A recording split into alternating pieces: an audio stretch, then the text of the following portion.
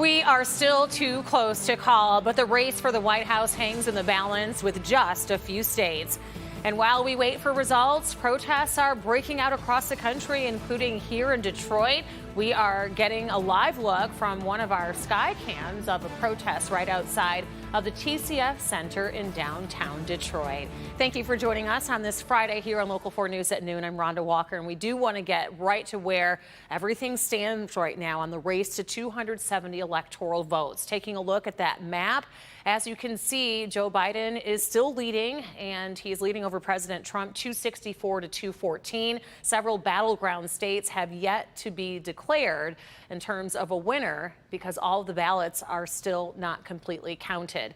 Georgia, though, flipped this morning, as now it shows that Joe Biden is the leader with more than 1,000 votes between them. Biden is now leading by over that 1,000 vote total in Georgia. Now Biden's lead is in the margin for a possible recount there. Georgia's Secretary of State has indicated that the recount at this point is likely. Also this morning, Pennsylvania flipped with Joe Biden now ahead by more than 5,000 votes, with 99% of the precincts reporting there. The difference now close to 9,000. And there is still a way to go to count the ballots in the state of Nevada. Joe Biden currently leads in Nevada by more than 11, I should say, a difference of 20,000 votes there. As the ballots continue to be counted across the country, protests are also breaking out near offices and places where a lot of those ballot counting places were happening. Here at home, large protests is this gathering at the TCF Center. We've been seeing this since Wednesday. You're looking at Sky 4, the chopper view there over the protests right here in downtown Detroit. Hank Winchester is there downtown. Hank, can you talk to us about what they're protesting? Yeah, Rhonda, let me walk you through it. This is the largest protest we've seen since Election Day here downtown in front of TCF. Let me give you a live look behind me. This is a group, mainly Trump supporters, who are out here and have been out here very vocal because they feel the counting process here at TCF was not fair, and they also feel that President Trump won Michigan. Let me take you over here. You can see DPD has a very large presence. Right now, they're just keeping an eye on this situation like they have been all week. I will tell you, it has been fairly peaceful.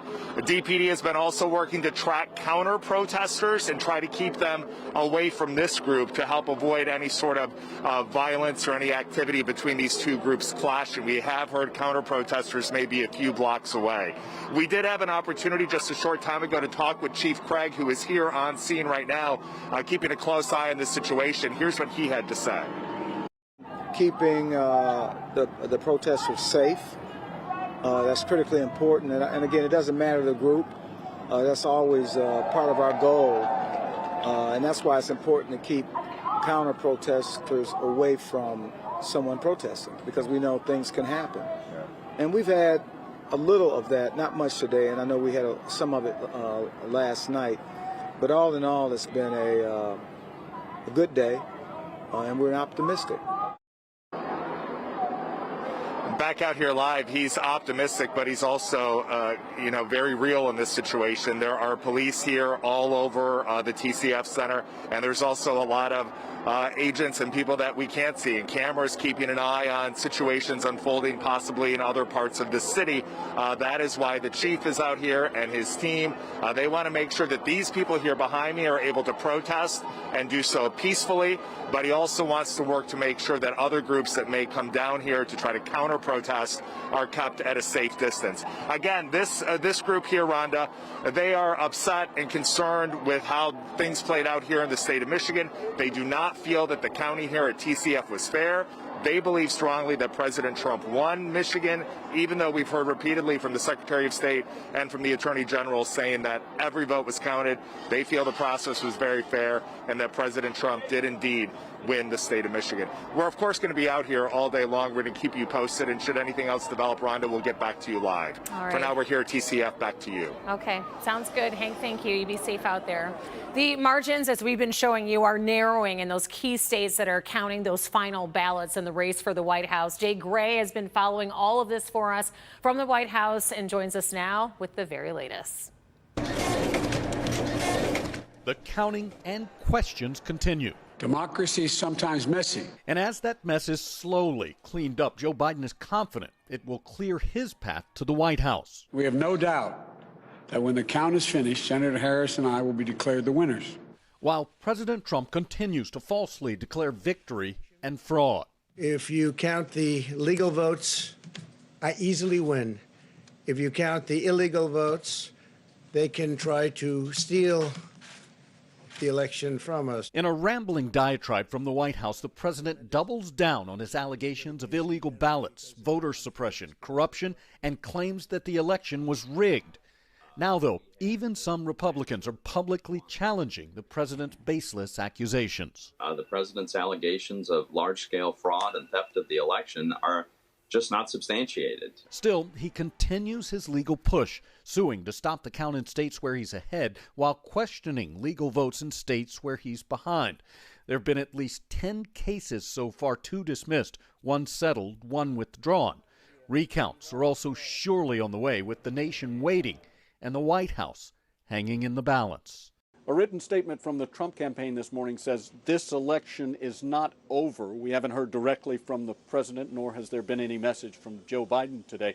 If you're looking for some sort of clue, there has been some work, preparation by crews on the stage in Wilmington, where the former vice president plans to hold a victory rally. Jay Gray, NBC News, the White House.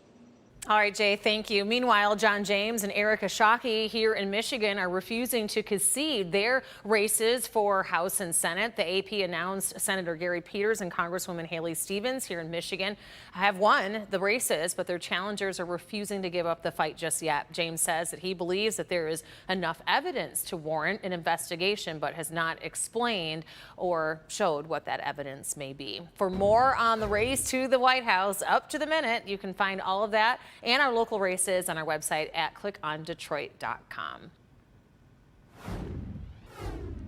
Well, Mother Nature is shining a bright orb over us today. It is warm, and it's going to get even warmer this afternoon. We're going to check in with meteorologist Brandon Rue about this beautiful weather pattern we're having for early November.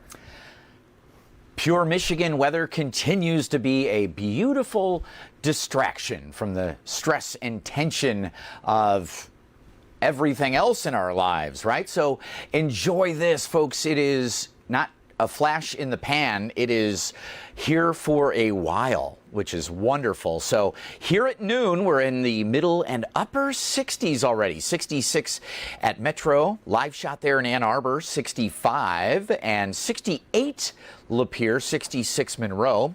Temperatures taking off. I've upped the ante a little bit.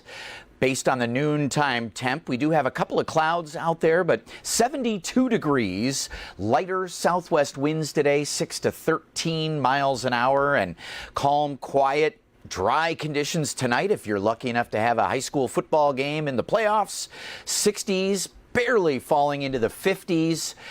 Barely sweatshirt weather, but looking good. We're going to take a closer look at record-breaking temperatures likely for your weekend. We've got a big storm down in the tropics and your 7-day. Don't want to miss it. Well, you're going to be busy. We'll see you here in a few, Brandon. Thank you.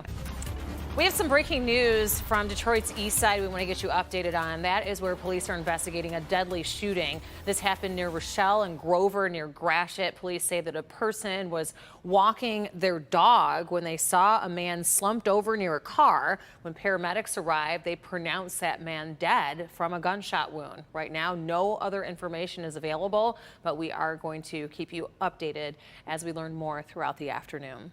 Still to come here on your Friday, bracing, as Brandon said, for another big storm as deadly tropical storm Eta. It has slammed Central America, and it's now expected to regain strength in the Gulf and threaten the U.S.